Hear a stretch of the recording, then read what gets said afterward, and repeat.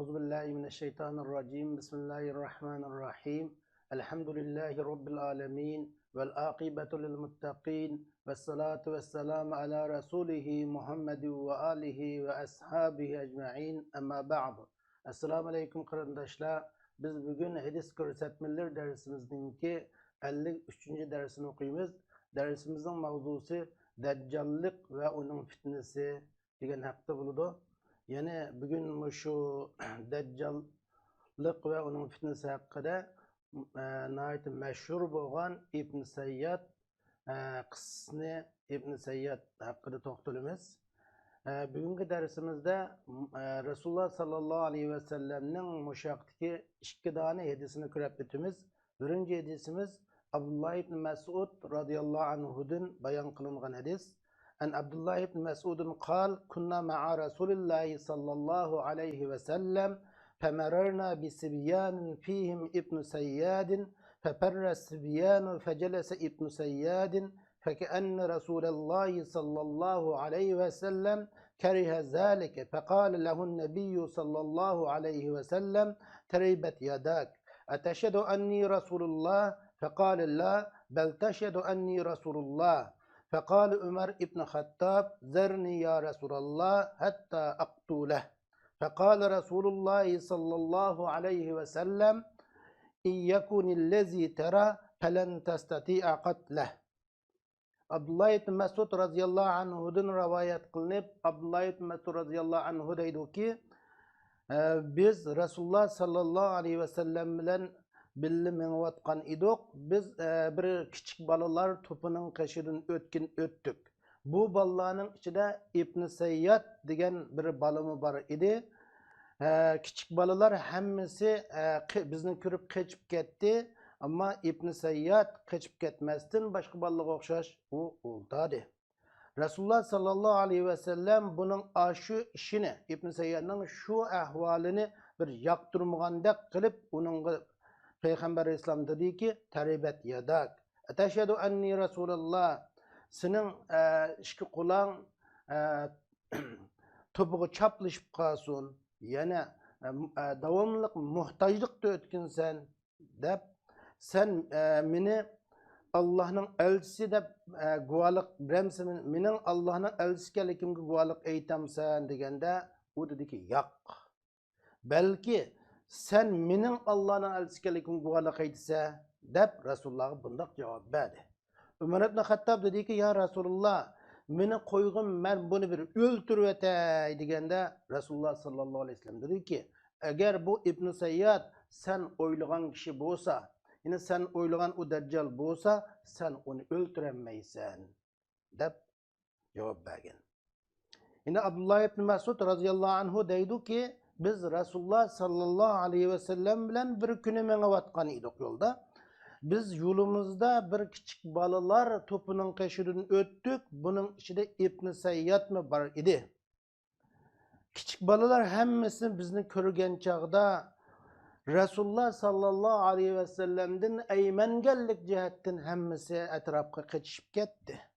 Ama İbn Sayyad o başka küçük balağa okşaş onda kaçmadı. Küçük balağa kaçıp gitkenlik o kaçıp gitmedi. Belki oturup üzünün Resulullah'a perva kılmaganlık bir kıyafetini aşkarladı. Resulullah'ın közü gelmegendek bir haletini o aşkarladı de Resulullah onun başka balağa kaçıp gitmesini oturganlığını o başka balağa bilen birlikte kaçıp gitmeyini muşunda kılgan kıyafetlerini Resulullah sallallahu aleyhi ve sellem yaktırmadı. Çünkü Peygamber aleyhisselam onun bilen roburu uduluşunu fakat yaxşı görmeydi. Peygamber aleyhisselam onun dedi ki senin iki kulağın topuğu çaplaşıp kalsın. Yani bu bir xil dua bulup yine senin davamlıq muhtaç haleti yaşayın degen ma'nini bildiradigan bir xil dua bulup bunun da adette Araplar bunun ma'nisidan bir xil sökkendek ma'na çıksımı bir xil maqtaş, madhi ma'ni ifadelaydi deb qaraydigan dua bolsunmu. Lekin ulamalarimiz bu yerda bu urunda bu dua hakikat ma'nisida işletilgan, amaliyotda haqiqiy ma'nisida işletilgan senin kulağın topuğu çaplaşıp kalsın, yani harulap ketkin degan bir ma'nini maqsad qilingan deb qaraydi. Resulullah dedi ki eteşhedü enni Resulullah sen mening Allah'ın elçisi ekanligimga guvohlik beramsan deganda İbn Sayyad yo'q, men uningga guvohlik bermayman, balki sen ey Muhammad mening Allah'ın elçisi ekanligimga guvohlik bersan deganda Umar ibn Xattob radhiyallohu anhu mundaq dedi. Ya Rasulullah, meni qo'yg'in, menga ruxsat qilgin, men uni o'ltirib o'tay. U kishilarning dini ishini elishtirmaslik uchun, kahin kazzoblik qilmaslik uchun men buni o'ltirib o'tay ya Rasulullah deganda Rasululloh sallallohu alayhi vasallam ey Umar, agar u şu insonlarni fitna ozdiradigan, insonlarni mushunaq elishtiradigan şu haliqi Masihda cho'ng dajjal deb e'tiqod qilsang, shunda deb qarasang sen uni o'ltirolmaysan. Chunki u haqiqiy cho'ng dajjalni, Masih dajjalni o'ltirdigini İsa alayhisalom degan. Yana bu İbn Sayyad haqida sözlengen hadislerden yeni bir hadis, Abi Sayyidul Khudri radıyallahu anhu'dan bayan kılınan bir hadisini kurabitimiz. Abi Sayyidul Khudri radıyallahu anhu mundaqdaydı. Kharayna hujjajan ev ummaran ve ma'ana İbn Sa'idin qala fanazalna manzilan fatafarraqan nasu ve baqitu ana ve huve fastawhashtu minhu vahshatan shadidatan mimma yuqalu alayh. Abi Sayyidul Khudri radıyallahu anhu deydi ki biz farzaj qilishni maqsad qilib yoki umr haj qilishni maqsad qilib chiqqan. Biz bilan birga İbn Sayyadmi, yani bu İbn Sayyadmi deyiladi, İbn Sa'idmi deyiladi, lekin buning asli ismi Sab deb atiladi. Çünkü biz bilan İbn Sayyadmi batdi. Abu Sayyidul Khudri deydi ki biz yo'lda bir demilish uchun bir o'ringa tushdikda kishilar hammasi u yoq bu yoqqa tarqalib ketdi. Men ve İbn Sayyad ikkimiz bir yerda qolib qoldik. Amaliyotda menmi şu İbn Sayyad haqida deyiladigan nurg'un gaplar bo'lganligi uchun kishilar uni dajjalmi deydigan har xil gaplar bo'lganlikdan mening ko'nglim uning bilan birga turishni faqat xohlamaydi. Bir xil ko'nglim uningdan yergilinib qechib turibdi. Faqat birga turishni xohlamaydim. O deydi ki İbn Sayyad o'zining yuktaklarini elib mening yuktaqlarimdan qashqa qo'ydi. Men dedim deydi Abi Sayyid Khudri. Agar İbn Sayyadga men dedim ki ma hava intayin issiq. Sen yuktaqlaringni o daraxtning qashqa qo'ygan bo'lsa deb shundaq dedimda İbn Sayyad shundaq qildi deydi. Amaliyot shundaq qildi. Qala farufi'at lana ganamun فانطلق فجاء بعس فقال اشرب يا أبا سعيد فقلت إن الحر شديد واللبن حار ما بي إلا أني أكره أن أشرب عن يده أو قال آخذ عن يده. Abi Sayyidul Khudri deydi ki o İbn Sayyad yuktaqlarini mening qashimga akilib qo'yganda men sen yuktaqlarini havo isiq oyada qo'ygan desam dal men degandek shunda qildi. Uningdan keyin bizga bir qo'y to'pi chiqib keldi. Qashimizga bir qo'y to'pi chiqib keldida bir top qo'y keldi. Shuni Ibn Sayyad berib o qo'ydan bir qacha sut sig'ib akilib menga dedi, ey Aba Said, bu sütün içkin dedi. Ben dedim. Deydi. Hava intayin issiq. Sütme issiq. Men bu issiq dedim. Ameliyatta men onun maqsadim süt içmeslik emas. Yani onun kuludun süt elip içini yaqtırmağanlıktan bu gaplarni dedim. Şunu ben süt içmeyme degan gapni, muşu onun maqsad onun kuludun bir narsa içmeslikni. Bu to'g'risida nurg'un gaplar bo'lganligi uchun buning bilan unda bir narsa qildim, bir narsa ichishni yoqtirmaganlikdan bu gaplarni qildim. U dediki faqal ya Aba Sa'idin laqad hamamtu an akhuza hablan ualliqahu bi shajaratin aqtaniqa mimma yaqulu li an-nas ya Aba Sa'idin man khafiya alayhi hadith Rasulillah. İbn Sayyad dedi ki ey Eba Sa'id, men birdan ağamçı elip o ağamçını bu daraxtga esib, bu daraxtga bir adam ısıtgan holatda sırtmaq silib üzemni şu ağamçı bilen üzemni buğavilişni maksat kılıvatıma. Men toğursa kişiler men hakkında diyivatkan sözlerinin cehetidin muşundaq bir ağamçığı eslip ülü-ülüşni maksat kılıvatıma. Hey Aba Said, bu Resulullah sallallahu aleyhi ve sellem'nin hadisi başka kandak adamlarga mahfi bulab qasun sila ansarlar cemaasiga Resulullah'ın hadisi mahfi bo'lmaydi o. Alasta min a'lamin nas bi hadisi Rasulullah. Alaysa qad qala Rasulullah huwa kafir ve ana muslim. Awalaysa qad qala Rasulullah huwa aqimun la yuladu lah ve qad taraktu waladi bil Madina. Awalaysa qad qala Rasulullah لا يدخل المدينة ولا مكة وقد أقبلت من المدينة وأنا أريد مكة. Bu dedi ki ey Aba Said, bu kişilerge başka kim her kandak adamga başka her qaysi adamlarga Resulullah'ın hadisi mahbub bo'lib qolsa qilaversin. Ama sizlar ansarlar jamoasiga Resulullah'ın hadisi mahbub bo'lib qoldigan ish yo'q-ku. Sen ey Aba Said, Resulullah sallallahu aleyhi ve sellem'nin hadisini en bildiğin kişilerin katarıdın emesmi? Resulullah sallallahu aleyhi ve sellem o Deccal kafir demedi mi? Halbuki ben Müslüman.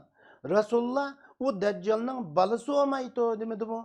Benim ballarım var. Ben ballarımı Medine'de kap geldim.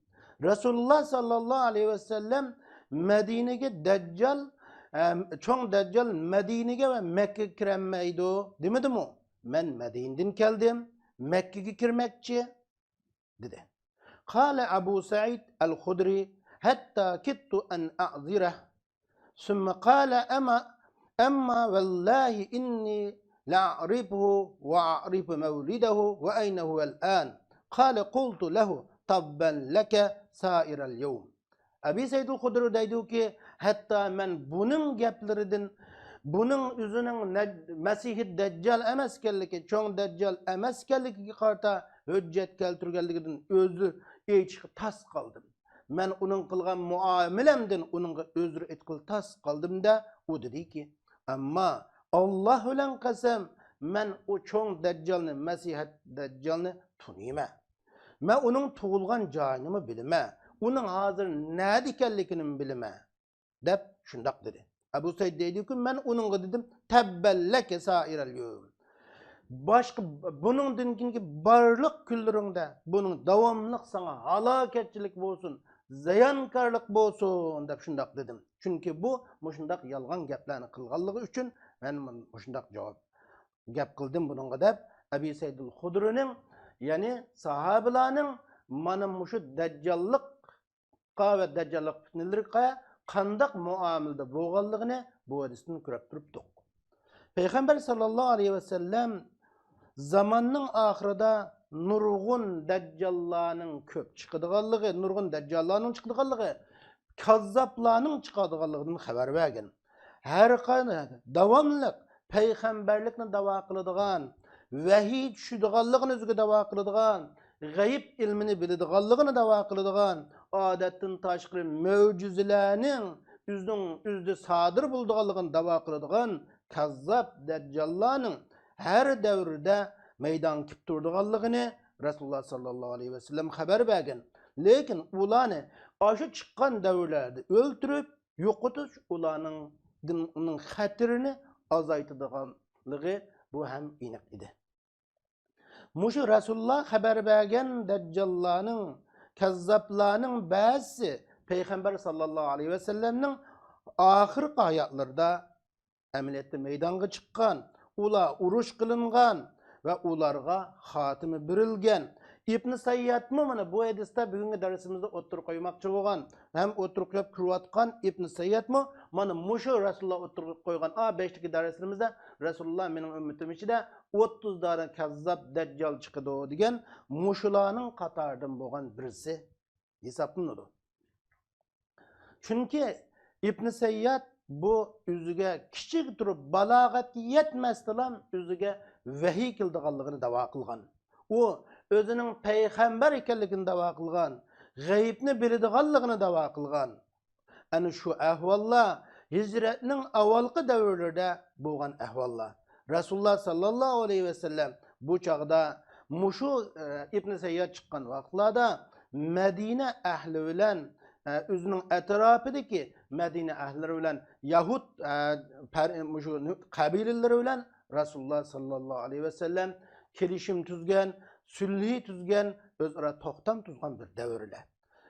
Bu çağda İbn Sayyad ana o'zining ashundaq o'ziga vahiy keldiganligini da'vo qilsa-mu, g'aybni bildiganligini da'vo qilsa-mu, İbn Sayyadning u chaqda islomga va musulmonlarga hech qanday xatir yo'qdi. Chunki islom aqidasi musulmonlarda mustahkam o'rnagan. Bu islomning bu hijratning dastlabki davrlarida islom aqidasi musulmonlarga mustahkam o'rnab bundaq ba'zi bir egiz pas gaplar musulmonlarni aqidasini tarvitadigan, ularga daxli tutgan ahvollar bo'lmaydi. Hem İbn Sayyadning bu gapiga asosan İbn Sayyadning agash kuchilari atba guruhlari ham bo'lmagan. İbn Sayyadni tasdiqlovchi rassan payg'ambarkan deydigan gaplarimi tasdiqlovchilar ham bo'lmagan. Shunga payg'ambar islom uningga parvo qilmagan, uni ham o'ldirmagan. Rasulullahning uni o'ldirmasligi Rasululloh sallallohu alayhi vasallamning hikmatlaridan bo'lgan bir hikmat. Agar u İbn Sayyad haqiqatan Masihid Dajjal, cho'ng Dajjal bo'lsa, uni İsa alayhissalomdan boshqa odam o'ldirmaydi. Agar u kazzab, yolg'onchi bo'lsa, uni o'ldirishda hech qanday yaxshilik yo'qdi. Uning hech qanday xatir bo'lmagan holatda turib, uni hech qanday odam tasdiqlamagan tursa, uni o'ldirishning hech qanday bir yaxshilik yo'q. Chunki uningdan hech qanday bir xatar kelmayotgan holatda uni o'ldirganning hech foydasi yo'qdi. Shuni Rasululloh sallallohu alayhi vasallam "Utruku va la taqtulu." Uni quyanglamayli, uni o'ldirmanglar degan. Shuning bilan sahoba ikramlarmi uningga parvo qilmay uni tashlab qo'ygan. Uningga aralashmagan, uni ko'rsa hammasi o yoqqa bu yoqqa ketgan, Ibn Sayyadni qitig'i olmagan. Oxiri Ibn Sayyad o'zi yomon ko'radigan, qiyin ahvolga tushib, hatto u o'zi yolg'iz qolib qolganlikdan, jamiyatda boshqalar aralashmaydigan bunday yolg'iz qolib qolganlikdan u o'zini o'ldirilishni o'ylab boqqan. Uning hayoti, Ibn Sayyadning hayoti musulmonlar uchun bir imtihon, bir sinoq edi. Musulmonlar mushu imtihonda musulmonlar natija qozondi. Bu imtihonda mag'lub bo'lmadi. Ular o'z iymoniga iymon qo'shdi, jazmiyatiga jazmiyat qo'shdiki, bu Ibn Sayyadni payg'ambar deb hech qaysi e'tirof qilmadi. Ammo musulmonlar bu Ibn Sayyaddan davomli hukm qechib yurdi. Uningdan xud Abi Said al-Xudri qilgandek hammasi yiroqlashdi. Xuddi Abi Said al-Xudrimi sut akasining bu issiqda sut ichkim yo'q degandek hammasi o'zini yiroq tutdi. Buni mushaqdi shunga Abi Said al-Xudri dedi-ku, biz Madinadan umra farza qilguvchi bo'lib yoki umra qilguvchi bo'lib birga chiqqan, biz bilan Ibn Sayyadmi birga batdi. deb, ya'ni sahoba ikramlarning Ibn Sayyadga qanday muomala qilganligini va Abi Said al-Xudri o'zining Ibn Sayyadga qanday muomala qilganligini bizga bayon qilib dediki, biz dam olish uchun bir o'ringa tushdik. Kishilarning hammasi daraxt soyillarini izlab ketib qoldi. Men va Ibn Sayyad qolib qoldim. Mening ko'nglim men va Ibn Sayyaddan bak yiroq turishni xohlaydim. Ko'nglim nayt uningdan ukutdi. Men nayt uning bilan birga turishni faqat xohlamaydim. Chunki kishilar bu to'g'risida uni Dajjal deb uning to'g'risi insonlar degan nurg'un gaplar bo'lganligi uchun uningga faqat birga o'ltirishni xohlamaydim. Ibn Said al-Xudri deydiki, Abi Said al-Xudri, Ibn Sayyad yuk taqlarini akilib, mening yuk taqlarimdan qashib qo'yganda, ya'ni yemak, ichmak, kiyim, kechakka o'xshash ehtiyojli narsalarni akilib qo'yganda, men dedimki, havo bak issiq. Sen o daraxtning qashni qo'ysang deb, yaqin joydagi bir daraxtni ko'rsatdim. O'sha daraxtning qashni qo'ygan bo'lsam, bak yaxshi o'tdi degan edim.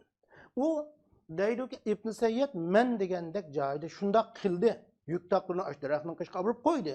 Uningdan keyin bizga bir qo'y to'pi oshkor bo'ldi. Yani koyunun ilgilleri sütünü hiç qilishni maqsad qilib mangallarga sütünü halal sanaydigan ilgilleri koyunlarını sığıp isse onu izni bergen bir koy tüpü geldi. O koy tüpünün kelgenlikin İbn Sayyad koy tüpünün kaşığı verip koyunu sığıp bir qaça süt ep geldi. Süt ep gelip Abi Sayyidul Hudri deydi ki bana muşu sütünü içsen degende men onun süt içmeytme dep men aşı süt içmesligimge mundaq sebeplerini közettim. Hava intayın ıssiq. Süt mü ıssiq? Bu iki ıssiq narsini men qabul qılanmayım hazır desem dedim. Ebu Said deydik emniyette onun bu ekegen sütünü red qilishdan bo'lgan bütün muddaim sütünün ıssiqligi havanın ıssiqligi emas, onun haqqida kishilarning deyotgan gaplaridan jihatidan men onun quldan bir narsa içini yomon ko'rganlikim, yoqtirmaganlikim edi. İbn Sayyad bu men onun sütünü onunga qaytirib berganda, onun qo'lidan süt ep içishga unamagan chig'imda va onunga onun sütünü rad qilishimning, qo'lidan süt olmasligimning uni haqlar dajjal deb onun haqqi deyilgan narsa ekanligi sababi onunga bilindi, oshkor bo'lganda o dedi ki hay Ebu Said, men bir ağamçı elip bu ağamçını bu daraxtga selip şununda üzemni esip ölüşni maksat qilib qoldim. Kishilar men to'g'risida meni dajjal deb so'zlayotgan so'zlarining jihatidan ölüşni maksat qilib qoldim ey Ebu Said al-Hudri deb onun dedi ki hey Ebu Said al-Hudri Resulullah sallallahu aleyhi ve sellem'nin hadisi Resulullah'ın hadisini anlaşqa imkaniyeti bo'lmagan yoki uni anglayolmagan nurg'un kishilarga qandaq bir odamlarga Resulullah'ın hadisi bunda maxfiy bo'lib qolgan bo'lsa, Resulullah'ın Dajjal to'g'risidagi hadislerini anglamagan kishilar bular özürlük. Bular men to'g'risida nimalarni desa mayli. Ammo sizlar mush ansarlar jamoasiga Resulullah sallallahu aleyhi ve sellem'nin hadisi hech zaman maxfiy bo'lib qolgan emas. Resulullah'ın hadisini anglamay sizlar o'tkazib qo'ygan yoki sizdan Resulullah'ın hadisi o'tib ketgan ish yo'q. Ey Ebu Said al-Hudri, sen Resulullah'ın hadisini en yaxshi biladigan kishilarning qatoridan.